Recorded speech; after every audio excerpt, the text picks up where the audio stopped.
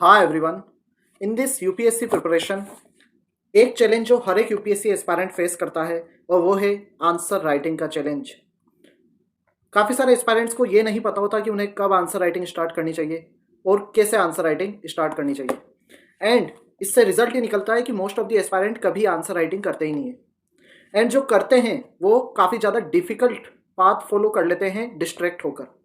That's why in this video I would be telling you the most easiest method to write answer which will build your answer writing skill from zero to ranker level.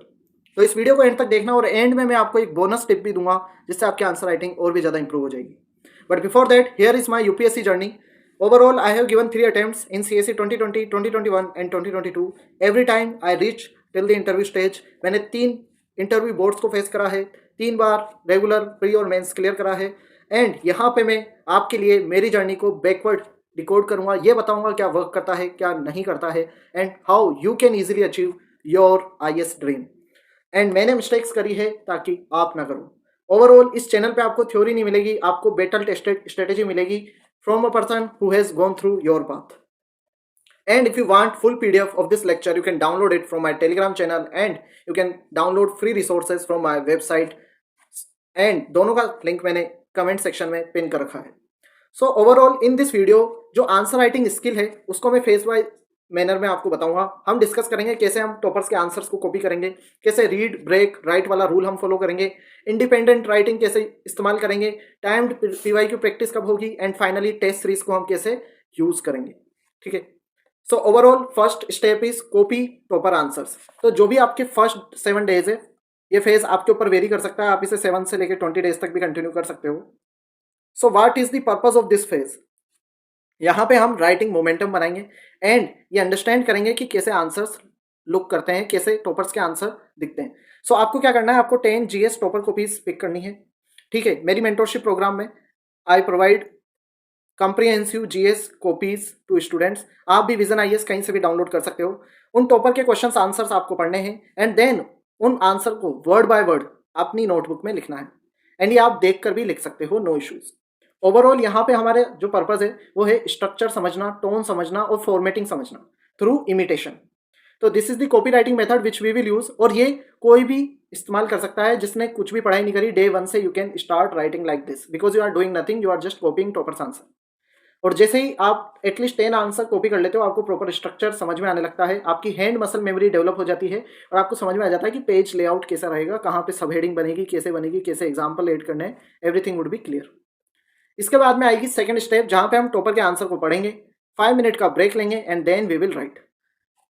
आप इसको 7 days तक follow कर सकते हो। तो यहाँ पे read topper answer, take 5 minute break, then try to write the answer using your memory. ठीक है। पिछली स्टेज में हम कॉपी राइटिंग कर रहे थे, आंसर देख कर लिख रहे थे, यहाँ पे हम ब्रेक ले रहे हैं और हमारी मेमोरी से लिख रहे हैं। ठीक है। ओवरऑल इसका पर्पस क्या है, आपका रिटेंशन इंप्रूव होगा एंड डिलेड रिकॉल आपका इंप्रूव होगा and now you will be able to form your own sentence structure and flow. इसके बाद में थर्ड स्टेप है, you need to write without seeing any answer and then compare with topper.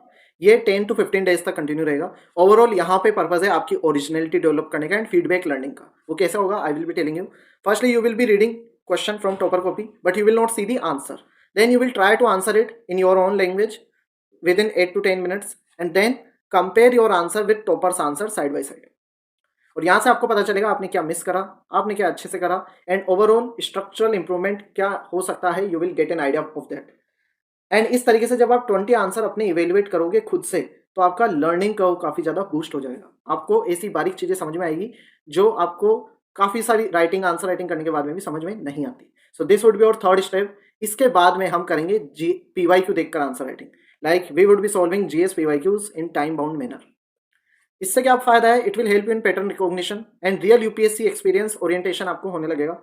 आप अगर 10 marker लिख रहे हो तो 7 मिनट का टाइमर सेट करो और 15 मार्कर लिख रहे हो तो 10 मिनट का टाइमर सेट करो। ठीक है।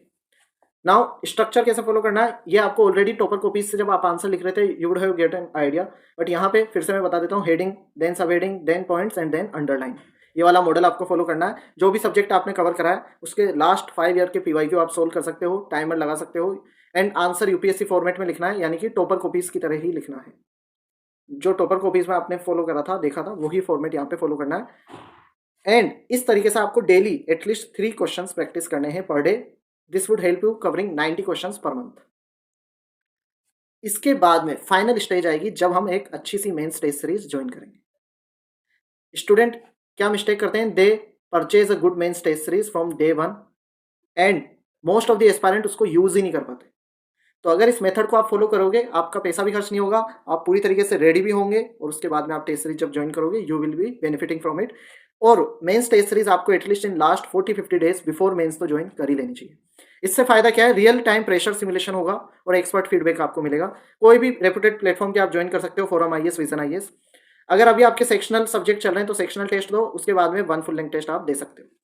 देन टेस्ट में जो फीडबैक मिलता है उसको इंप्लीमेंट करने की कोशिश करो, बट ओवरऑल मेक श्योर कि आपका आंसर टॉपर कॉपीज की तरह ही लग रहा है. एंड दिस वुड इंश्योर कि आप डिस्ट्रैक्ट भी नहीं होगे. कई बार रैंडम फीडबैक मिल जाता है मॉडल आंसर टेस्ट सीरीज में, तो उससे कहीं डिस्ट्रैक्ट हो जाते हैं. तो आपको अल्टीमेटली फॉलो तो टॉपर कॉपीज को ही करना है. ठीक है. इसके बाद में 6 या 8 फुल लेंथ टेस्ट आप दे सकते हो. फाइनली ओवरऑल जीएस पेपर को कंप्लीट करो under exam pressure. Sectional test दो एंड जो फीडबैक आपको मिल रहा है उससे इंप्रूवमेंट करते रहो. So this was the 5 step formula. अब मैं यहाँ पे एक डेली आंसर राइटिंग रूटीन भी आपके साथ शेयर करना चाहूंगा 30 मिनट का. In that what you can do, take 5 minute to read PYQ and keywords. Then 10 minute में एक आंसर ड्राफ्ट करो. 5 मिनट लो उसे टॉपर की कॉपी से उनका जो आंसर स्ट्रक्चर है उससे कंपेयर करो. एंड देन जो इंप्रूवमेंट आप करने वाले हो उसको नोट डाउन करो. इसके लिए आप आंसर राइटिंग रजिस्टर भी बना सकते हो एक सेपरेट. ठीक है.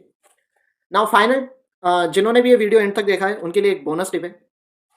आप जब ये सब कर रहे हो then what you need to do, you need to create certain registers और digital docs where you need to collect intro bank, जहाँ पे 1 लाइनर इंट्रो जो भी आपको टॉपर कॉपी से अच्छे मिले, पीवाईक्यू के मॉडल आंसर से मिले या टेस्ट सीरीज से मिले, वो आपको इंट्रो बैंक क्रिएट करना है. फ्लो चार्ट शीट्स बनानी है specially for GS2 and GS3. ये भी आपको topper copies, model answer, PYQ के मॉडल आंसर वहां से मिल जाएगा. क्योट बुक आपको क्रिएट करनी है सेपरेट फॉर एथिक्स एंड ऐसे, वहाँ पे क्योट्स का आप कलेक्शन करो. केस स्टडी ग्रिड आपको बनानी है फॉर GS4 GS1 के एग्जाम्पल्स के लिए. देन पीवाईक्यू वाल ट्रैकर, सारे पीवाईक्यूज ट्रैक करो. हर एक सब्जेक्ट पढ़ने के पहले उसके टॉपिक वाइज पीवाईक्यूज आपको जरूर से देखने हैं. ठीक है. ओवरऑल की टेकअवेज क्या है? स्टार्ट हम करेंगे कॉपिंग से, जो कि सबसे ज़्यादा इजी मेथड है.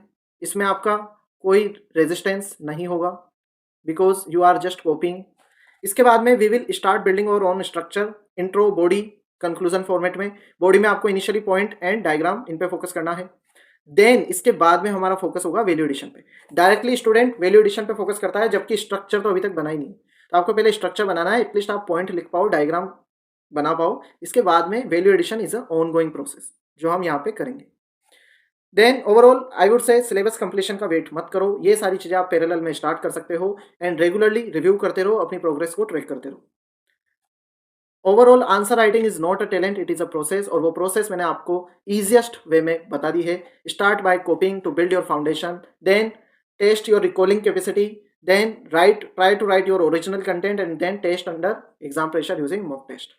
Overall, 7 days of copying, 7 days of recall, 15 days of comparison and 30 days of mastery through test series will help you to write like a topper.